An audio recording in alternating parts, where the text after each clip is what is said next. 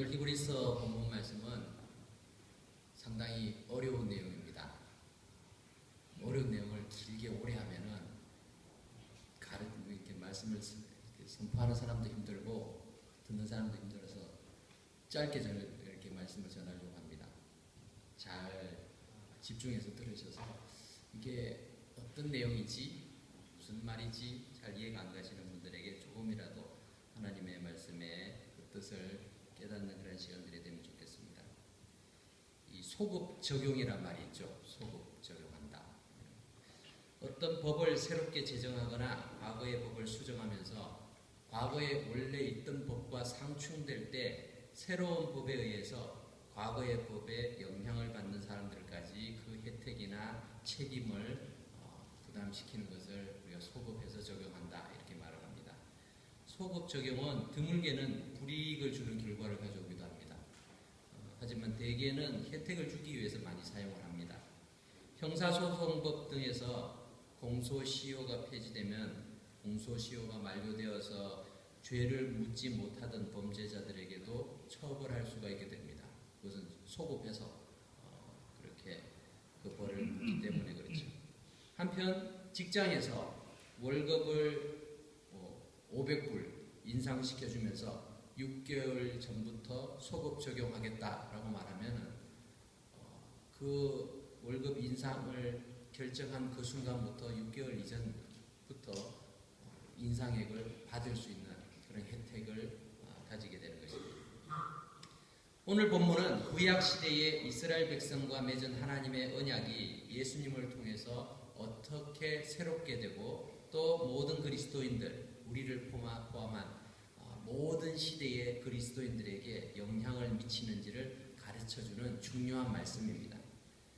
본문은 구약제사 제물의 효력과 예수 그리스도의 희생제사의 효력을 먼저 비교하면서 그리스도의 보혈의 능력이 뛰어나다라는 것을 알려주고 있습니다. 그래서 11절부터 14절까지 계속되는 내용을 통해서 구약의 황소의 피, 염소의 피, 또 암송아지의 죄 이런 것으로 그 당시 사람들은 죄를 씻고 정결하게 되었다라는 것을 말하고 있죠. 하지만 예수님의 피는 그보다도 더 뛰어나다라는 것을 말합니다. 그리고 그 이어서 16절부터는 유언에 따른 혜택이 수혜자들에게 주어진다라는 것을 다시 한번 상기시켜주고 있습니다. 결론적으로 예수님의 십자가에서 피 흘리신 것은 죄사함을 완성하시는 하나님의 언약의 피로서 그 역할을 구약시대에도 성취했을 뿐만 아니라 하나님의 자녀로서 우리가 예수님을 통해서는 영원한 기업을 누리게 된다라는 것을 또한 우리에게 알려주고 있습니다.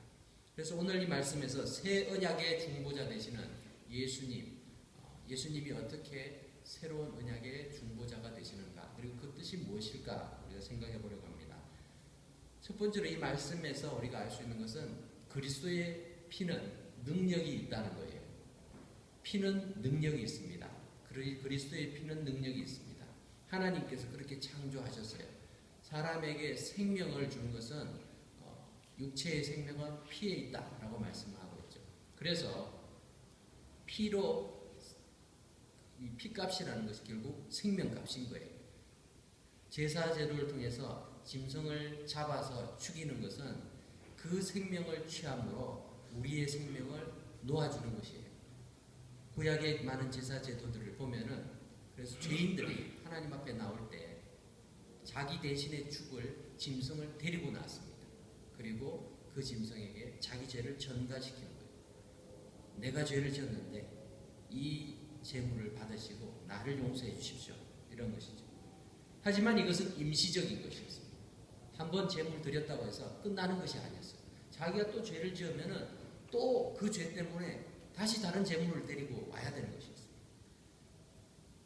하지만 예수님의 십자가의 죽으심은 예수님이 친히 제물이 되셨는데 그 제물은 완전하고 영원한 제물이었다는 것입니다. 그래서 더 이상 새로운 제물을 필요로 하지 않는 것을 말하고 있습니다. 우리 12절 말씀을 같이 한번 읽겠습니다. 시작. 염소와 송아지의 피로 하지 아니하고 오직 자기의 피로 영원한 속죄를 이루사 단번에 성소에 들어가셨느니라. 예수님께서 십자가에서 흘리신 그 피는, 그리고 그 희생은 염소의 피와 이 송아지의 피와는 다르다는 것이죠. 아니, 비교할 수가 없다는 것이죠. 우리말 성경에서는 단번에라고 이렇게 표현되어 있는데 once for all, 한 번이지만 그것으로 모든 것을 다 충족시키는 그러한 제사가 바로 예수님의 속죄 제사였다는 것을 말하고 있습니다. 그리스도 자신의 피로 그렇게 우리의 죄를, 모든 인류의 죄를 정결케 하고 거룩케 하신 것입니다. 그리고 구약시대에 제사의 한계가 있었습니다. 임시적이고 일시적이라는 것뿐만 아니라 사람의 외면적인 것, 바깥에 있는 잘못들만, 부정한 것만 깨끗하게 하는 역할을 했습니다. 그 속에 속사람을 깨끗하게 할 수는 없었어요. 죄를 지었으니까 벌을 받아야 했는데 그 벌 대신에 제물을 드리는 거예요. 그리고 이 자기 속에 있는 마음은 회개하지 않아도 그대로 살 수 있었습니다. 하지만 예수님의 보혈은 우리의 내면까지 깨끗하게 만드신다라고 말씀하고 있습니다. 이것이 바로 하나님과 우리와의 관계, 즉 죄로 말미암아 단절되었던 관계를 회복시키는 그런 능력이 되는 것입니다. 창조의 목적을 바르게 회복시키고 있습니다. 그래서 우리로 하여금 하나님을 바로 섬길 수 있는 그런 능력과 은혜를 가지게 만드는 것이 예수님의 피의 능력이라는 것입니다. 우리 14절을 같이 읽어보겠습니다. 14절 말씀 시작. 하물며 영원하신 성령으로 말미암아 흠없는 자기를 하나님께 드린 그리스도의 피가 어찌 너희 양심을 죽은 행실에서 깨끗하게 하고 살아계신 하나님을 섬기게 하지 못하겠느냐. 여기서는 지금 반어법으로 질문하고 있어요. 염소의 피, 황소의 피 이런 것으로도 사람이 깨끗해질 수 있다면 하물며 하나님의 아들로서 완전한 사람으로 이 땅에 오신 예수 그리스도의 피가 너희의 양심, 즉 우리의 양심을 죽은 행실에서 깨끗하게 하지 못하겠느냐. 그리고 더 나아가서 살아계신 하나님 앞에 우리가 예배자로서 또 하나님을 섬기는 자로서 하나님 앞에 그렇게 영광 돌릴 수 없겠느냐. 그렇게 만들 수 있는 능력이 그리스도의 피에 있다라고 말하고 있는 것입니다. 이것이 바로 예수님이 우리에게 주신 선물이자 예수님의 보혈이 가지신 능력입니다. 그렇다면 예수님이 왜 죽으셔야 됐을까요? 안 죽고는 할 수 없었을까요? 그렇습니다. 안 죽고는, 예수님이 죽으시지 않고서는 이 문제를 해결할 수 있는 방안이 전혀 없습니다. 피 흘림은 그 생명을 희생하는 것입니다. 죽어야 효력을 발생하게 만들어 놓은 것이 하나님의 법이에요. 죄 지은 자가 죽어야 죄값을 치르는, 무시무시하죠. 구약의 이스라엘 백성들은 하나님을 무시무시한 그런 하나님으로, 무서운 하나님으로 되었습니다. 하나님을 볼 때마다 하나님께서, 하나님은 거룩하시니까 나는 부정하니까 그 앞에 나아갈 수가 없는 것이죠. 나아갈 때마다 자기를 살펴야 했어요. 그 살피면서 죄가 있을 때 그 죄를 제물로 희생시키면서 그렇게 해서 일시적으로, 임시적으로 하나님 앞에 나아갈 수 있었습니다. 그런데 오늘 성경을 보니까 유언에 대한 이야기가 나옵니다. 유언. 여러분들 유언이 무엇입니까? 유언장을 써놓으신 분들도 계실 거고 아직 유언에 대해서 생각하지 않았던 사람들도 있을 텐데, 유언이라는 것은 그 유언한 자가 죽어야 효력을 발생합니다. 죽지 않으면 소용이 없어요. 그렇죠? 죽어야지 이렇게 효력을 발생하는 것이 유언입니다. 그런데 하나님의 언약은 유언이다. 오늘 성경은 그렇게 얘기를 하고 있어요. 우리 15절 말씀을 읽어볼까요? 15절을 먼저 읽어보겠습니다. 시작. 이로 말미암아 그는 새 언약의 중보자시니 이는 첫 언약 때에 범한 죄에서 성량하려고 죽어사 부르심을 입은 자로 하여금 영원한 기업의 약속을 얻게 하려 하십니다. 네. 우리가 언약이라는 말과 유언이라는 말이 굉장히 거리감 있게 느껴집니다. 그죠?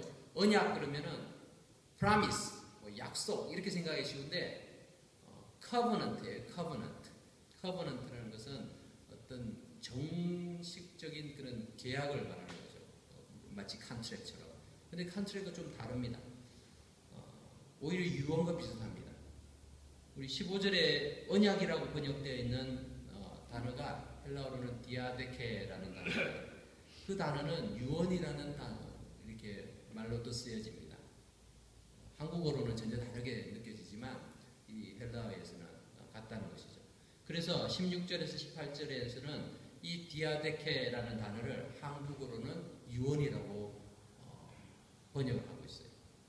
16절, 17절을 우리 같이 읽어볼까요? 16절, 17절 시작. 유언한 자가 죽어야 되나니 유언한 그 사람이 죽은 후에야 유효한 자, 유언한 자가 살아있는 동안에는 효력이 없느니라.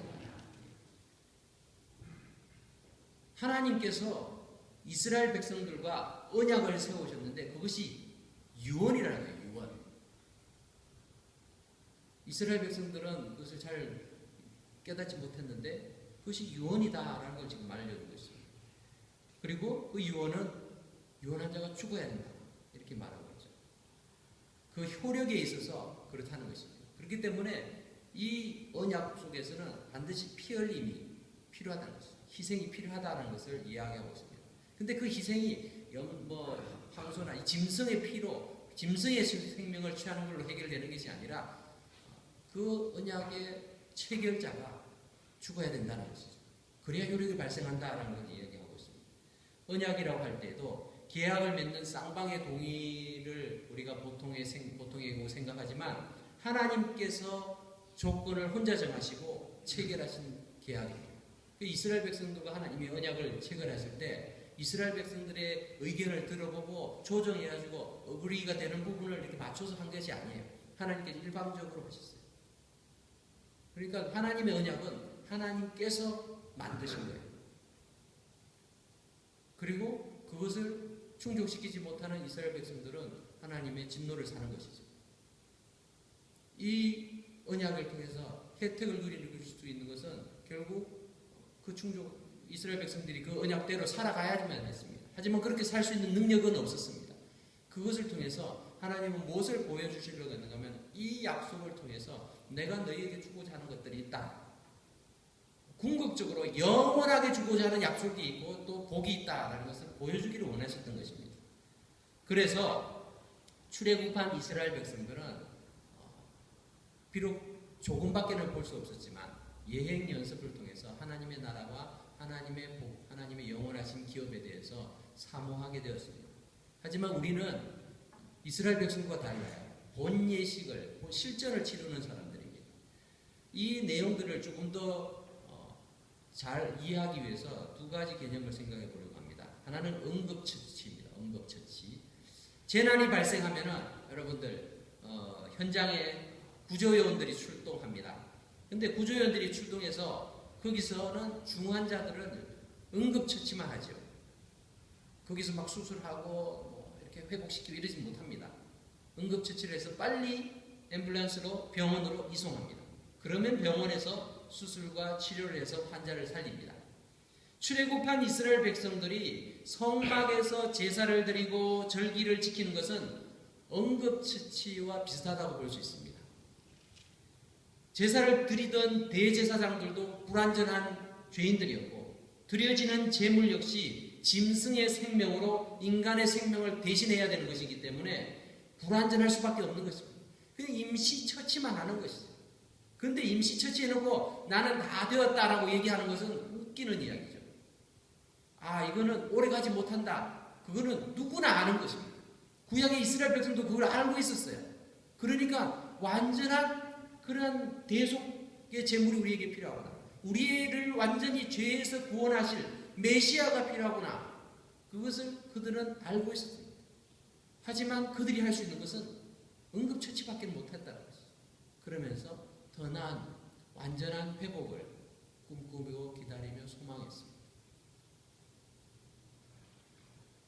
하지만 예수님의 십자가의 죽으심은 완전한 제물로서 친히 하나님 앞에 모든 인류의 죄를 담당하신 사건이기 때문에 이 응급처치와는 비교되지 않는 것이죠. 완전하게 회복시키는 그런 조치인 것입니다. 그렇다고 해서 구약의 제사가 무의미한 것은 아니지요. 그것을 통해서 이스라엘 백성들은 완전한 죄사함을 사모하고 기다리도록 하나님께서 방편을 마련하신 것입니다. 그것마저 없었다면 구약의 백성들은 구원받을 길이 없었습니다. 하나님의 메시아를 소망할 수 있는 그런 소망마저도 기대할 수 없었습니다. 그래서 구약의 백성들은 구약의 율법을 따라 살면서 하나님의 은혜를 경험하고 황소와 염소의 피로 때마다 죄를 씻으면서 살았습니다. 그들은 이러한 하나님의 속죄 방식에 순종하며 살았고 그로 인해서 그들이 직접 만나지는 못했지만 먼 훗날 예수 그리스도의 완전하신 속죄의 그 효력을 소급해서 적용하게 되는 거예요. 그래서 구약의 이스라엘 백성들도 우리가 아는 아브라함이나 다윗이나 이러한 사람들도 오실 메시아를 통해서 구원받는 것입니다. 예수님께서 소급해서 그것을 해결해 주시기 때문에 그렇죠. 그것이 바로 소급 적용이라는 의미입니다.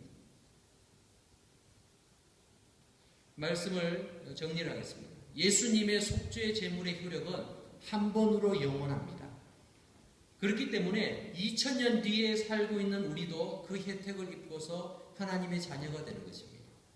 새 언약의 중보자이시면서 친히 제물이 되시고 친히 죽으심으로 그 언약 속에서의 효력이 나타나게 만드셨어요. 마치 유언한 자가 죽어야 그 효력이 발생하듯이 예수님이 죽으시면서 예수님을 통해서 하나님께서 약속하신 영원한 기업이 모든 시대를 이렇게 통틀어서 하나님의 자녀들에게 선포되고 있는 것입니다. 비록 우리는 부족하고 부정하여서 구약의 이스라엘 사람들과 다를 바가 없이 여전히 불완전하고 계속해서 죄를 짓고 그렇게 살아갑니다. 하지만 우리가 구약의 백성들과 다른 점이 있습니다.